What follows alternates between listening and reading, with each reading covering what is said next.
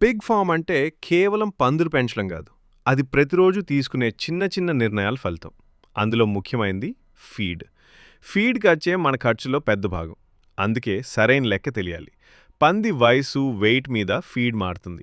చిన్న పంది 10-20 కిలోలైతే రోజుకు సుమారు 1-1.5 కిలోల ఫీడ్ తింటుంది.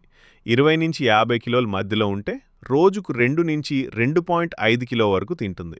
మార్కెట్ వెయిట్కి దగ్గరగా 50 కిలోలు పైగా ఉంటే రోజుకు 3 కిలోలు లేదా అంతకంటే ఎక్కువ కూడా అవసరం అవుతుంది.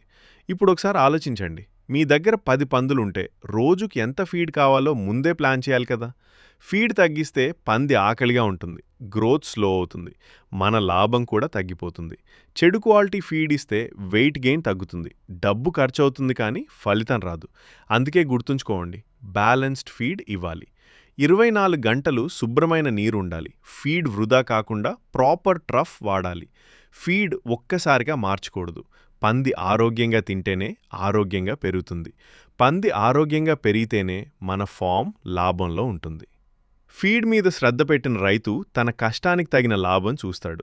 ఇటువంటి మరిన్ని రీల్స్ కోసం వెంటనే అరుణశ్రీ పిగ్ ఫార్మ్స్ని ఫాలో అవ్వండి.